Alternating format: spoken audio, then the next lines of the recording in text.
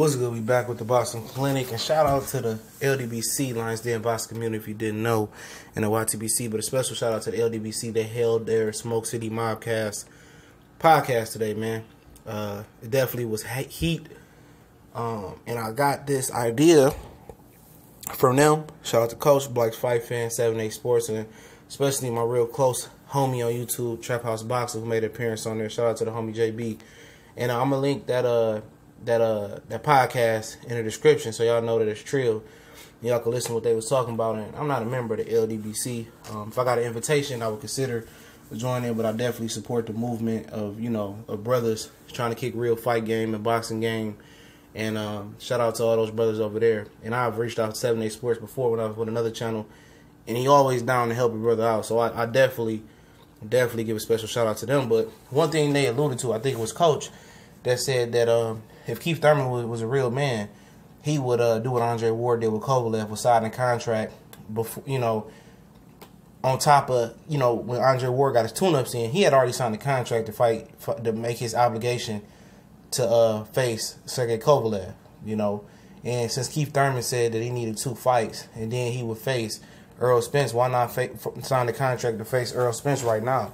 And that's what them brothers was talking about over there, and I think it was Coach, and shout out to him. And MBT Boxing, that's the homie as well. He put me up on Coach as well, and I love his channel. And I love the little parody voices that he do as well. But that was something that I never thought about. They would say that's real G shit that Andre Ward did, was sign a contract and give Kovalev what he was looking for. And it was a promise. It was a legal binding contract that he signed to fight Kovalev while he got his warm-up fights in with Brand, Barrera, and Paul Smith. Well, after Paul Smith, he signed, it was part of his HBO multi-fight deal that he would top it off with a fight with Kovalev. And why not Keith Thurman do the same thing? If you really trill, you want boxing fans to stop asking you about Errol Spence, and you really bowdy in my Master P voice, why not sign the contract to face Errol Spence after you get your 2 fights in, and sign the contract and say you fight him in 2019?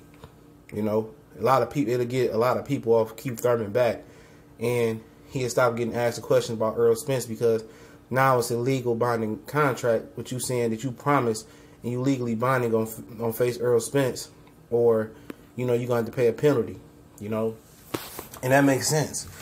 And privately be kept, I've told you guys, but privately kept, I always thought Keith Thurman was going to retire pretty soon. I mean, a sign of getting married is a sign of being comfortable, and I see the change in him from when he was, calling Paulo Malignaggi out, beating his chest, and wanting to be the king of the jungle while he was a young lion in the jungle. He wanted to be the king, calling out Floyd, calling out Paulie, calling out, Robert Guerrero, all these different dudes on his way up. And I said it many times, that hunger is gone. And the real piece of my heart is saying that this dude is going to retire. I really believe that. And I said Danny Garcia retire as well. I can see the end of the rope coming. I'm telling you, Sean Porter already talking about he can't make the weight. He ready to move up.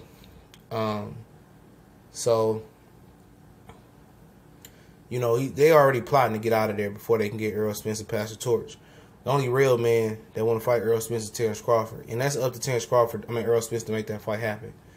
Because business-wise, a guy bringing 1 belt that historically PBC hasn't cared about, or Al Haymon Showtime doesn't care about, showed that, they lack of relationship with the WBO over the years. They don't care about that belt. They don't. So why would they give that dude the opportunity to come over here and take 2 or 3 belts away from Errol Spence and Keith Thurman and run back over the top rank? And then they don't want to give Showtime other welterweights they shot. And they just going to hold those belts and get the leverage on PBC Al Haymon. So, I never thought, I was always a train of thought of a businessman, freeze Terrence Crawford out, don't give him opportunities, make him want to sign with you to get the fights that he wants. That makes more sense.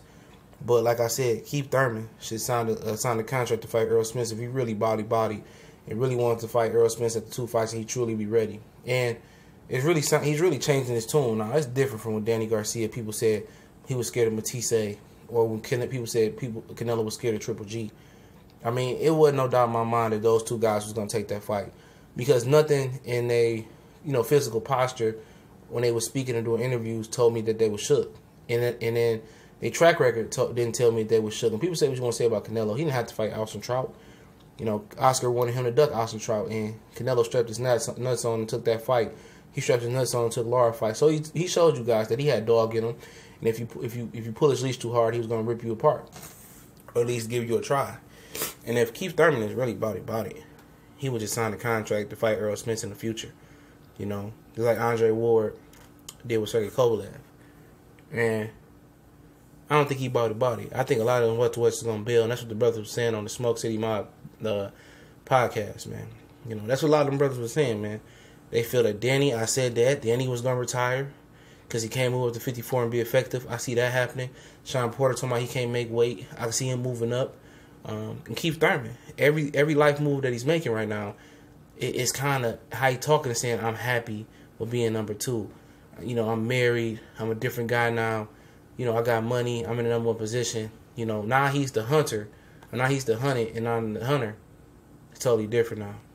But, that's just where you get placed at. And that's where he is in life right now. Where you get that fire back, I don't know. But I remember on the podcast, they were talking about in the link in the description I put in there. They were talking about how Kenny Porter said he couldn't find no reports of Keith Thurman being in an accident, and it was, fishy, like they was ducking Sean Porter. I remember him saying that. And it kind of slid past me. I thought it was just propaganda and stuff to sign the fight, but it seems that Kenny Porter was being trilled. They said that he couldn't find any police report, or any documents that was filed to push that fight back. He couldn't find it. And he said it was a little bit fishy that, Keith Thurman's team can produce those reports and they push that fight back. I'm really starting to think Keith Thurman is systematically trying to, play the boxing game. He's trying to fight once a year on purpose. I think he knows his time is running out, and people know his weakness after the Collazo fight. And that's when I noticed that the different demeanor has changed in him, And he's in a better place right now. He's in a position. He don't live a lavish lifestyle. He drive a little Prius, He ain't spending a lot of money. He probably invested his money. I can see him getting out the game, And that's what he choose to do without fighting Errol Spence. That's what he's going to be remembered as a punani. But, like I said, if he was a real man, he'd sign that contract right now. And in 2 fights, like he'd man his word and put it on paper, he'd be ready to fight Errol Spence. Let me know what y'all think. And once again, special shout out to the LDBC Lions Den boxing community.